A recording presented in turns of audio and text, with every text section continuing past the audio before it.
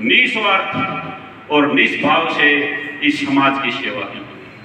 आदरणीय दादाजी ने सबसे पहले जब इस स्कूल के अंदर मात्र 5वीं तक का स्कूल था, यहाँ से शिक्षा ग्रहण की। 24 जून 1928 के अंदर आदरणीय दादाजी फौज उनका जन्म हुआ। उसके पश्चात उसी तारीख को, जिस महीने में दादाजी का जन्म हुआ, उसी तारीख को 24 जून 1948 के अंदर उन्होंने रोहतक के अंदर भर्ती देखी, जिसमें उसको भर्ती के अंदर सबसे रेस के अंदर सर्वश्रेष्ठ माना गया और बरेली के अंदर उन्होंने अपनी रंगरूटी की। 1 जनवरी 1949 के अंदर बरेली के पश्चात उनको दिल्ली गवर्नर हाउस के अंदर बुलाया गया और उनको वहां मान सम्मान दिया और उन्होंने अपनी ड्यूटी की।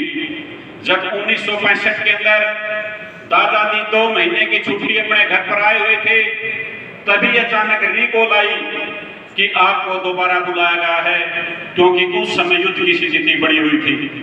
आदरणीय राजमल सूबेदार जी ने 1966 के अंदर जब युद्ध में भाग लिया और उसके पराक्रम और शौर्य में इस देश का और धनाना गांव का नाम रोशन किया, उसके चलते जिस महीने में जन्म हुआ उसी महीने में नौकरी लगे और जिस महीने में नौकरी लगे उसी महीने में 28 जून 1977 के अंदर फौज की सेवानिवृत्त होकर समाज के लिए अपना जीवन व्यापन दिया।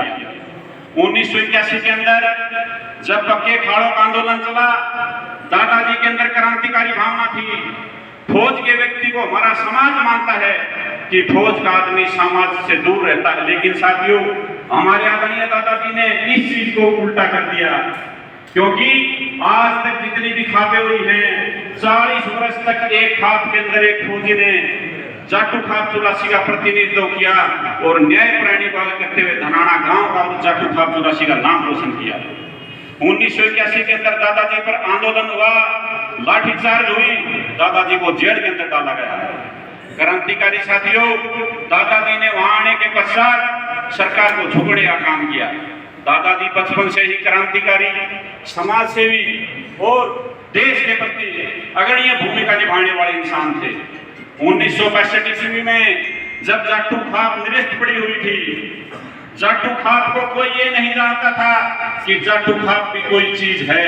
1982 के अंदर दादाजी ने एक अपने अंदर संकल्प लिया और 1982 के अंदर जाटू खाप 84 का पूर्ण गठन करके इस समाज में प्रेम, एकता, संदेश और भाईचारा फैलाने का कार्य किया।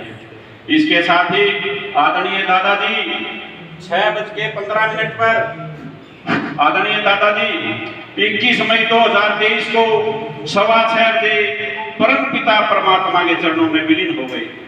हम दुखी हृदय से उनको सच्ची श्रद्धांजलि देते हैं। और मैं एक बात और 1 मिनट लूंगा, समय का भाव है।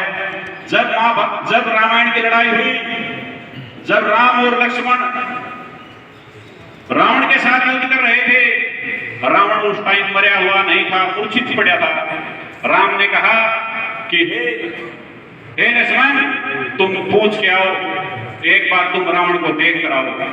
जब वो रावण के पास लक्ष्मण गया तो उसने पूछा कि हमें यकीन नहीं होता कि हम जीत गए हैं। तब रावण ने कोई जवाब नहीं दिया।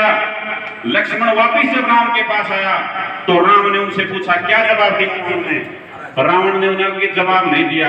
श्री रामचंद्र ने पूछा आप उसके शरण खड़े हुए थे या उसके पैरों के सामने खड़े हुए थे। लक्ष्मण ने कहा कि मैं उसके शरण खड़े हुआ था। खुद रामचंद्र जी गए और उन्होंने पूछा कि हे रावण, तुम ब्रह्मांड में सबसे शक्तिशाली, तुम विद्या में सबसे बड़े शक्तिशाली, जो काल होता हुआ आपके कुएं में लटका हुआ है, लेकिन ये बताओ आप हमसे हार कैसे गए। तो रावण ने सिर्फ 2 ही बातें कही। सबसे पहले मेरी हार का कारण मेरा अहंकार, दूसरा मेरी हार का कारण मेरा भाई मेरे साथ नहीं था। जो जाटू खाप 84 को आगे बढ़ाने के लिए जिन बुजुर्गों के पास कोई पद भी नहीं था, दादा जैसे जो सलूट देने वाले साथी हैं, उन साथियों के पास बिना पद होते हुए उन्होंने 40 साल तक लक्ष्मण की भूमिका निभाई।